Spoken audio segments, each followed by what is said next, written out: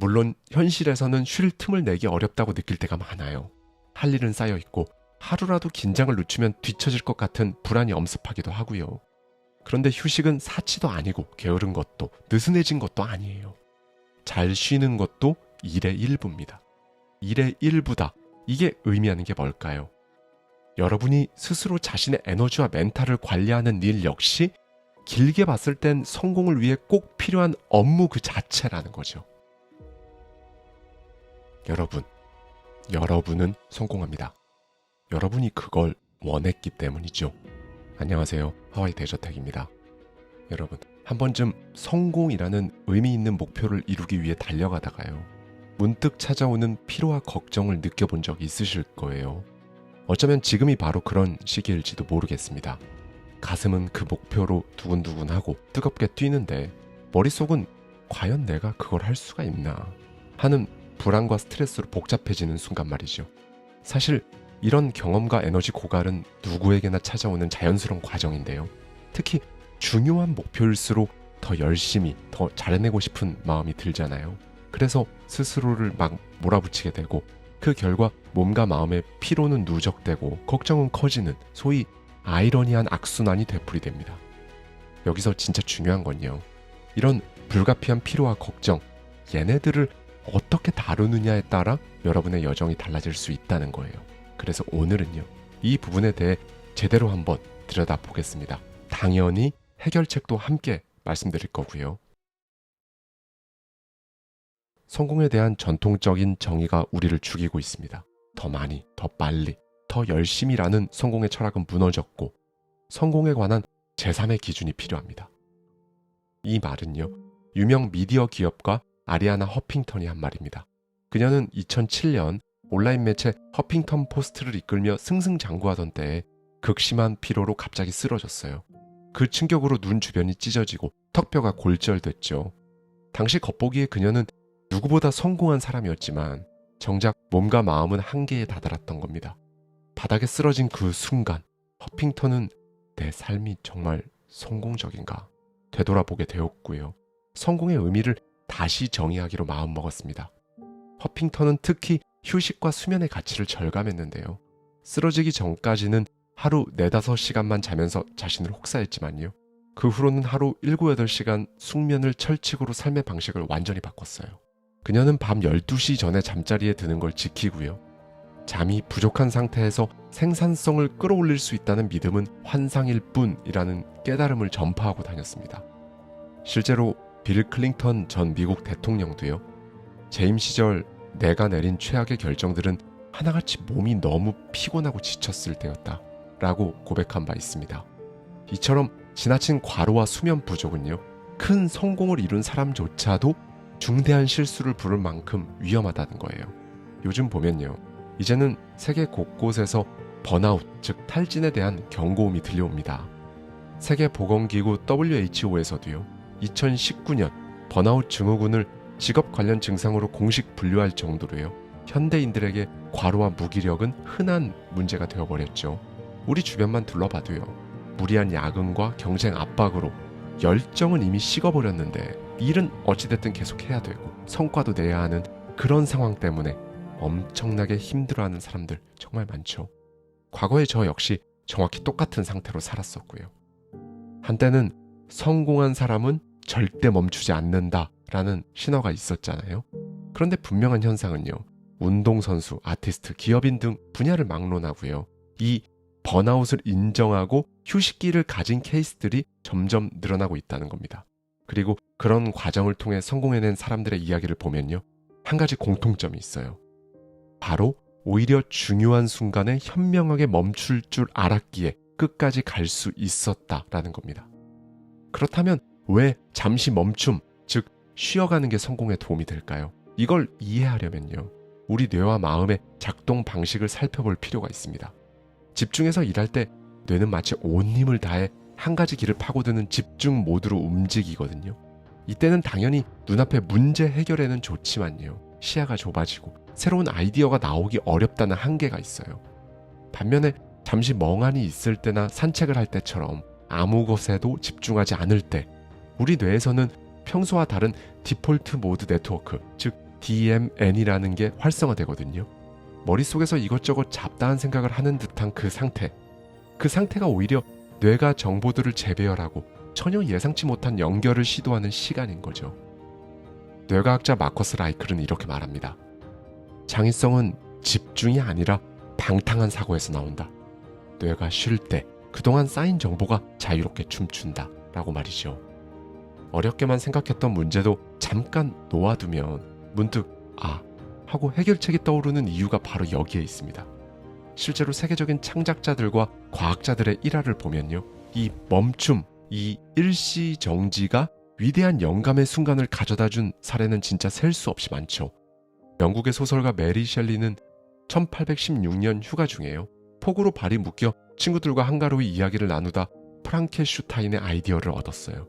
러시아의 화학자 멘델레예프는요, 3일 밤낮 원소 배열을 고민하다가 지쳐 잠든 사이에요, 주기율표의 원리가 꿈에 나타났다고 하죠. 우리가 잘 아는 초현실주의 화가 살바도르 달리는 의자에 앉아 손에 열쇠를 쥔 채로 선잠을 자다가요, 깜빡 열쇠를 놓치는 순간 번쩍 일어나 방금 전 잠결에 떠오른 이미지를 바로 스케치했다고 합니다.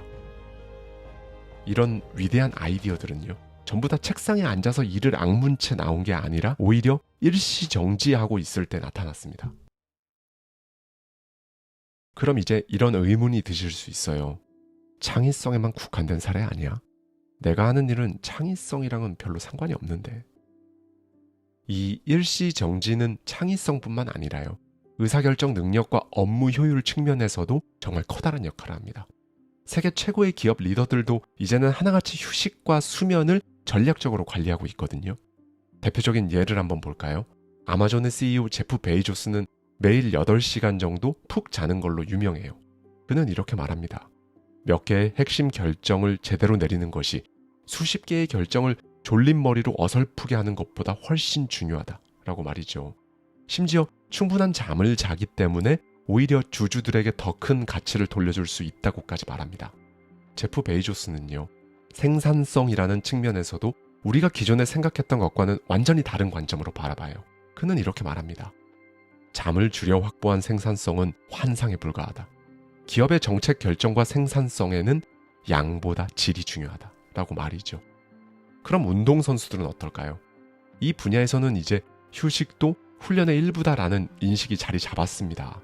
올림픽 금메달 수영 영웅 마이클 펠프스는요, 수면 전문가의 지도를 받으며 자신의 수면 데이터를 기록해가면서까지 컨디션을 조절했어요. 40에 가까운 나이까지 현역에서 정상을 지켰던 미국 최고의 스포츠 스타였죠. 미식축구 NFL 스타 톰 브래디는요, 저녁 8시 30분이면 잠자리에 들 정도로 규칙적인 수면 습관을 지켰다고 합니다. 미국 NBA 챔피언에 올랐던 안드레 이고달라는요, 수면 시간을 늘린 뒤 득점과 어시스트 등 경기 기록이 눈에 띄게 향상되었다고 해요. 그래서 항상 NBA를 꿈꾸는 후배들에게 더 자고 더 운동해라 라고 조언한다고 하죠. 오늘날 많은 프로 선수들은 경기력 향상의 비결로 훈련량만큼이나 충분한 휴식과 숙면을 꼽습니다. 그 결과 미국의 상당히 많은 프로 구단들은요, 팀 내부에 수면 컨설턴트를 따로 둘 정도로 휴식을 과학적으로 관리한다고 해요. 과학 연구들도 이를 뒷받침합니다. 짧은 낮잠 하나가 큰 차이를 만들 수 있다는 건 예전 영상에서 제가 말씀드린 적 있죠. 한 연구에 따르면요, 20분의 낮잠이 뇌의 디폴트 모드 네트워크를 활성화해서요, 창의적인 문제 해결력을 무려 34% 향상시킨 것으로 나타났습니다. 반대로 지속적인 과로 상태에서는 어떨까요? 집중력이 떨어지는 건 물론이고요, 작은 결정에도 오류가 늡니다.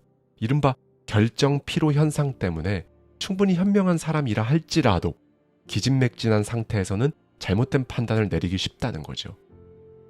실제로 미국에서 판사들을 대상으로 한 굉장히 재밌는 조사가 하나 있는데요.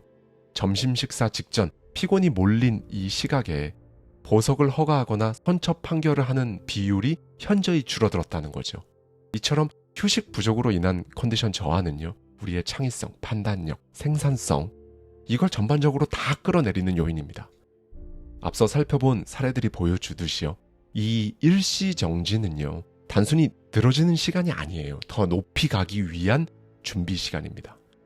충분히 쉬고 난 다음에 우리는 더 선명한 두뇌, 더 폭발적인 아이디어, 더 단단한 정신력으로 목표를 향해 나아갈 수 있는 거죠. 네, 여러분. 제가 지금까지 말씀드린 여기까지 뭔가 공통적으로 보이는 흐름이 있지 않나요? 일시정지가 결국 더 큰 성과로 이어졌다는 점이에요. 결정적인 순간에 멈춰서 재충전하겠다는 결정. 이게 수많은 성공 케이스들 사이사이에 들어있는 숨은 비결이었던 거죠. 중요한 건요. 이들의 선택이 게으름이나 나약함이 아니었다는 겁니다. 오히려 이 시점에서 내가 나를 돌보아야겠다는 결단, 멀리 보고 속도를 조절할 줄 아는 지혜였습니다. 아리아나 허핑턴은 결국 쓰러져서야 깨달았지만 우리는 허핑턴의 이야기를 통해 미리 배울 수 있잖아요. 한 걸음 물러나 나 자신을 추스르는 시간이 결국에는 목표를 향한 진짜 긴 여정에서 완주할 수 있게 해주는 열쇠라는 사실을 말이죠. 물론 현실에서는 쉴 틈을 내기 어렵다고 느낄 때가 많아요. 할 일은 쌓여있고 하루라도 긴장을 늦추면 뒤처질 것 같은 불안이 엄습하기도 하고요. 그런데 휴식은 사치도 아니고 게으른 것도 느슨해진 것도 아니에요. 잘 쉬는 것도 일의 일부입니다. 일의 일부다. 이게 의미하는 게 뭘까요? 여러분이 스스로 자신의 에너지와 멘탈을 관리하는 일 역시 길게 봤을 땐 성공을 위해 꼭 필요한 업무 그 자체라는 거죠. 그런데요, 여러분. 지금 말씀드리는 이 일시정지가 꼭 아무 생각 없이 멍하게 앉아있거나 누워있는 것만 뜻하지 않습니다.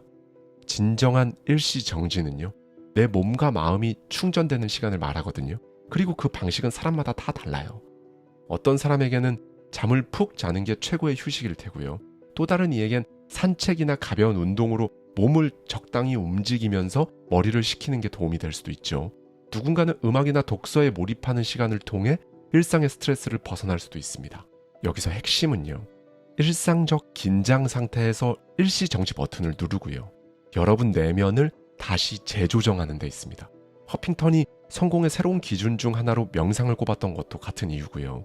그녀는 명상으로 마음의 고요, 삶의 경이로움을 느껴보라고 조언했죠.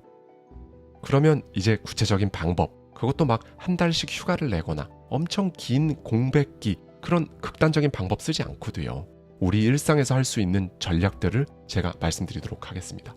5가지 방법을 말씀드릴 건데요. 잘 들어주세요. 첫 번째입니다. 의도적으로 멈추기. 하루 중에 틈틈이 일부러 멍 때리는 시간을 만드세요. 5분 정도 창밖을 멍하니 바라본다든지 자리에 앉아 기지개를 켜고 한숨 돌리는 시간을 갖는 겁니다. 이 짧은 휴식이 여러분 뇌에 재부팅하는 시간을 주는 거예요. 그리고 일에 다시 몰입할 탄력을 키워줍니다. 2번째입니다. 디지털 디톡스. 스마트폰, 컴퓨터로부터 물리적으로 잠시 분리되는 시간을 가져보십시오. 업무 시간이 아니더라도 습관처럼 우리는 스마트폰을 손에 쥐고 있잖아요. 이걸 내려놓고 정보 자극을 잠시 끊는 겁니다. 그런데요, 비행기 모드로 해놓고 휴대폰을 바로 옆에 놓는 건 별로 효과가 없을 거예요. 금방 또 손이 가서 나도 모르게 비행기 모드 잠금 해제할 가능성이 높거든요. 그래서 비행기 모드로 하고요. 손에 닿지 않는 다른 방이라든지 물리적으로 분리된 장소에 놓고 와 보십시오. 잠자리에 들기 전 30분간 화면을 보지 않는 것처럼 작은 실천도 좋고요. 여러분의 뇌가 조용히, 그리고 진짜 좀 제대로 내적 정리를 할 여유를 챙겨주는 거죠. 3번째입니다. 충분한 수면과 낮잠. 가능하다면 밤에 7, 8시간 이상 숙면을 취하도록 해보십시오. 자야 할 시간을 정해두고 최대한 지켜보는 겁니다. 바쁜 날에는요, 20분 정도의 파워 낮잠을 시도해보세요. 이렇게 짧은 낮잠만으로도요, 두뇌의 창의적 문제 해결력이 크게 향상될 수 있다는 연구 결과는 정말 많습니다. 피곤할 땐 망설이지 말고요. 무슨 수를 써서라도 15분, 20분이라도 낮잠으로 재충전해 보십시오. 4번째입니다. 명상. 제대로 명상을 배운 적 없거나 어떻게 하는지 정확히 몰라도 괜찮습니다. 일단 눈 감고요. 호흡에 집중하는 연습만 해보세요. 그게 5분이든 10분이든 그것도 상관없습니다. 가만히 앉아 깊게 숨쉬다 보면요, 흩어졌던 생각들이 뭔가 차분히 가라앉거든요. 과학적으로도 명상은 스트레스를 낮추고 집중력을 높여주고요. 두뇌의 휴식과 회복을 돕는 효과는 이미 너무 많이 입증이 됐죠. 마지막 5번째입니다. 엉덩이 무거운 게 좋은 게 아닙니다. 엉덩이를 가볍게 하세요. 이게 무슨 말이냐면요, 쉴 때는 확실히 좀 쉬고 일할 때는 집중하는 전략을 쓰는 거예요. 예를 들어 50분 일하고 10분 휴식하는 식으로요. 리듬을 정하면 무작정 장시간 엉덩이 붙이고 앉아서 일하는 것보다 훨씬 더 효율적입니다. 실제 연구에서도요. 일정 간격으로 짧은 휴식을 끼워 넣은 그룹이 아이디어를 훨씬 더 많이 내고 정확한 결과를 냈다는 연구들은 많습니다. 이렇게 왜 해야 되냐? 여러분의 번아웃을 예방해 줄 겁니다. 그리고 여러분이 중간에 포기하지 않고 계속 몰입을 할 수 있게 도와줄 거고요. 그럼 이 5개 중에서요. 여러분이 가장 쉽게 할 수 있는 한 가지 먼저 시작해 보십시오. 우리 문화는 늘 달리고 몰아치는 법만 강조해 왔잖아요. 그런데 갑자기 멈춰 쉰다는 게 뭔가 어색하게 느껴질지 몰라요. 그런데 오늘은 꼭 기억해 주십시오. 쉬는 것도 사실 훈련이 필요합니다. 쉬면 처음에 불안해하는 분들 꽤 많거든요. 그런데 이것도 조금만 연습하면요. 여러분 삶에 정말 스마트하게 녹여낼 수 있으실 겁니다. 다시 한번 여러분들께 말씀드리고 싶은데요. 목표를 향한 길 위에서 찾아오는 피로와 걱정, 그건 실패나 패배의 신호가 아닙니다. 오히려 잠시 속도를 늦추라는 신호일 거예요. 그 신호 무시하지 말고 받아들이는 결정이 필요합니다. 잠깐 일시정지한다고 해서 꿈이 멀어지는 게 아니거든요. 오히려 그 꿈에 다다를 새로운 활로가 열릴 수 있다는 사실, 우리는 정말 여러 명의 실화를 통해서 확인도 했잖아요. 아리아나 허핑턴은 피로로 쓰러진 그 아픈 경험을 통해 이렇게 말했습니다. 진정한 성공은 스스로를 돌볼 줄 아는 스마트함에 있다 라고 말이죠. 이 메시지를 제가 저의 버전으로 여러분들께 다시 정리해드리면 이겁니다. 지칠 때는 쉬어가라. 아니, 지치기 전에 쉬어라. 단 제대로 쉬어라. 나중에 훗날 돌아보면요. 그때 일시정지했던 그 순간이 여러분 인생의 전환점이었을 겁니다. 우리 속담에도 급할수록 돌아가라 라는 말이 있죠. 가장 빨리 가고 싶다면 때로는 돌아가는 길을 택해야 한다는 의미일 텐데요. 이 충전한 마음과 몸으로 다시 출발선에 서면요. 분명 이전보다 더 멀리 뛸 수 있는 여러분 스스로를 발견하게 되실 거예요. 지치고 불안한 여러분에게 지금 필요한 건요. 더 몰아붙이거나 죄책감 느끼면서도 억지로 하는 게 아니라요. 잠깐의 일시정지일지도 모릅니다. 오늘 여러분이 선택한 그 일시정지가 내일의 여러분을 더 나은 버전의 여러분으로 만들어 줄 거예요.